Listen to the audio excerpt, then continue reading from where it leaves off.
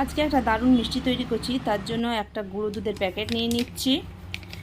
এখানে 1 চামচ গুঁড়ো চিনি দিয়ে দিচ্ছি, তার সাথে 1 কাপ ময়দা, একটু নুন, একটু বেকিং পাউডার দিয়ে সবগুলো একসঙ্গে মিশিয়ে নিতে হবে। এরপরে একটু ঘি দিয়ে ময়ান দিয়ে নিতে হবে। ভালো করে ময়ান দিয়ে একটু হালকা জল দিয়ে একটা টাইট ডো তৈরি করে নিতে হবে। এরপরে ডোটায় একটু ঘি মাখিয়ে আধ ঘন্টা রেখে দিতে হবে। ডোটা এবারে রুটির মতো বেলে নিতে হবে, একটু মোটা করে চারদিকটা কেটে 4 টুকরো করে করে পিস করে নিতে হবে। এরপরে ডুবো তেলে এগুলোকে ভেজে নিতে হবে। ডুপিটটা কম আঁচে লাল করে ভেজে তুলে নিতে হবে।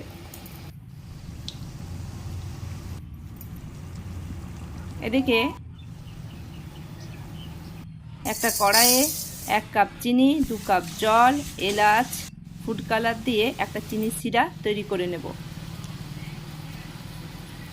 ভেজে রাখা মিষ্টিগুলো চিনির সিরাতে দিয়ে 1 ঘন্টা রেখে দেব। এরপরে পরিবেশন করে নেব।